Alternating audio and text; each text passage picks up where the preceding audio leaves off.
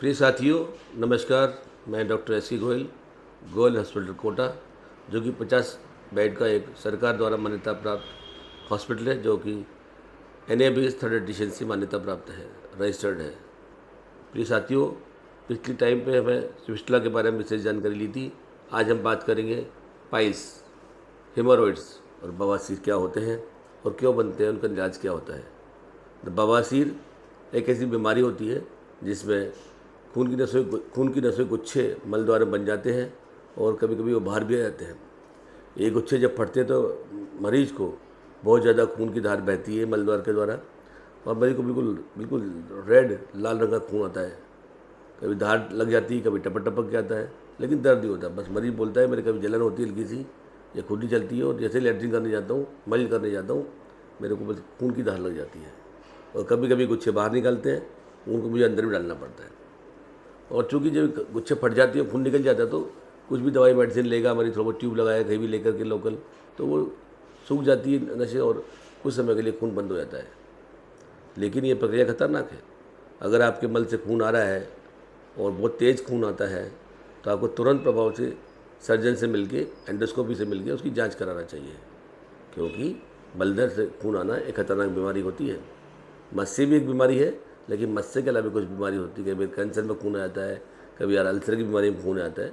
तो मलद्वार में किसी भी व्यक्ति को खून आ रहा है, मतलब आपको मलद्वार में खून आने की विभिन्न बीमारियाँ हो सकती है। पर आज हम बात कर रहे हैं पाइल्स, मस्से, बवासीर की। कुछ लोग उसको बवासीर ही बोलते हैं। तो ऐसी स्थिति में आपको सिग्मोइडोस्कोपी या फिर प्रोक्टोस्कोपी जांच कराना चाहिए। प्रोक्टोस्कोपी से हम पकड़ लेते हैं। प्रोक्टोस की छोटी सी एक दूरबीन होती है, एक मलद्वार के अंदर ऐसी जाती है, और उसमें हमें दिख जाता है कि मस्से है। एक मिनट की 2 मिनट की जांच होती है, ज़्यादा बड़ी जांच नहीं होती है, सिंपल जांच होती है, कोई खर्चा उसके अंदर नहीं आता है।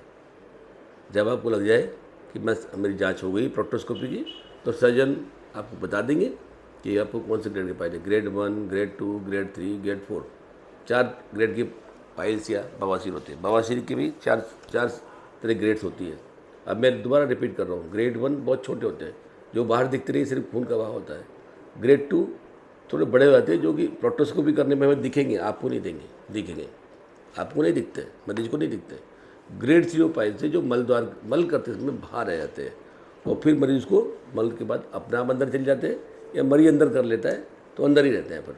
तो मतलब ग्रेड 3 पाइल्स और बवासीर वो होते हैं जो मल करते समय बाहर आते हैं और मल के बाद अपने आप अंदर चले जाते हैं, या मरीज अंदर रख दे तो अंदर चले जाते हैं। ग्रेड 4 बवासीर क्या होते हैं, हीमोरॉइड्स क्या होते हैं, पाइल्स क्या होते हैं। ग्रेड 4 पाइल्स वो होते हैं जिसमें वो बाहर आते हैं और हमेशा बाहर ही बने रहते हैं, मतलब मरीज उसको अब अंदर नहीं कर सकता है। वो इतने खिंच चुके हैं, उनकी मांसपेशियाँ इतनी कमज़ोर हो चुकी है कि उनको अंदर नहीं लाते, अंदर नहीं डाल सकते। ऐसी परिस्थिति मरीज को बहुत ज़्यादा तकलीफ होती है। कई बार तो इतने सूज जाते हैं, चलने फिरने में तकलीफ आती है, उठने बैठने में तकलीफ आती है, मरीज बहुत ही डिस्कम्फर्ट करता है। ऐसी स्थिति में मरीज का तुरंत प्रभाव से सर्जन से कॉन्टेक्ट करके इसका उपचार कराना चाहिए। तो ये क्यों होते हैं, बवासीर होती क्यों? आमतौर से कई कारण होते हैं। सबसे मुख्य कारण होता है कि इसके अंदर जो खून की नसें, जो नलियाँ होती है, जैसे हार्ट से हमारे खून लेके आती है नसें, ऐसे ही मलद्वार से खून की नसें लेके हार्ट की तरफ जाती है। तो ऊपर जाएगी खून की नसें, मल से रेक्टम से खून लेके ऊपर बड़ी नस में जुड़ेगी, वहाँ से फिर हार्ट में पहुँच जाता है। जब भी नसें जो मलद्वार से जाकर के ऊपर नस में जुड़ती है, वो नसें, नालियाँ कमजोर की, जो वॉल है वो कमज़ोर पड़ जाती है। उसकी वेंस जिसको बोलते हैं, वेंस की वॉल कमज़ोर पड़ जाती है, तो वो फूल जाती है।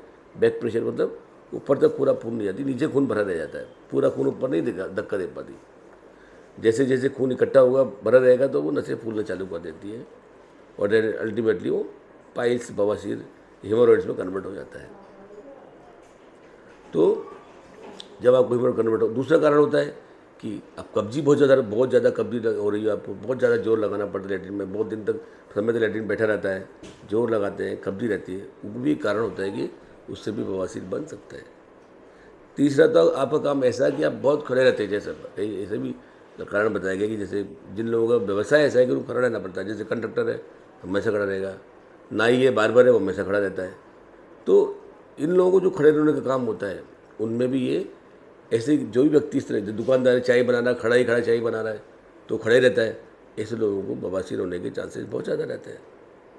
अन्य भी बहुत सारे कारण होते हैं, लेकिन मुख्य कारण ये 3-4 कारण होते हैं जो व्यवसाय के अंदर ऐसे कारण होते हैं। कब्जी कारण होते हैं, खून की नसें कमज़ोर करने कारण होते हैं। इसकी जांच कैसे करें, जांच के बारे में मैंने बता दिया आपको। प्रोक्टोस्कोपी सिग्मोडोस्कोपी करानी है, डॉक्टर से संपर्क करना है। और रोकने के लिए क्या, आपको कब्जी अवॉइड करना है। अगर आप ऐसे व्यवसाय कर रहे हैं जिसमें खड़ा ज़्यादा रहता है, खड़ा ज़्यादा रहना पड़ता है, तो बीच बीच में आप गैप ले लीजिए, बैठ जाइए, थोड़ा पैरों की एक्सरसाइज कर लीजिए। जैसे बार्बर है, नाई है, तो उसको 1 घंटे काम करके 15 मिनट के लिए रेस्ट लेना चाहिए, फिर 1 घंटे काम करके 15 मिनट रेस्ट लेना चाहिए। पैर की मांसपेशियों को हल्का फुल्का एक्सरसाइज करना चाहिए, तो खून ऊपर चले जाएगा, तो उससे बहुत अच्छा हुआ नहीं। तो ये कुछ रोकने के मैंने तरीके आपको बताए हैं। अब इसका इलाज क्या करना है, बवासीर इतनी गंभीर बीमारी क्यों है, और इसका इलाज कैसे करेंगे, इसके बारे में समझेंगे हम अगले एपिसोड में। जब तक के लिए धन्यवाद।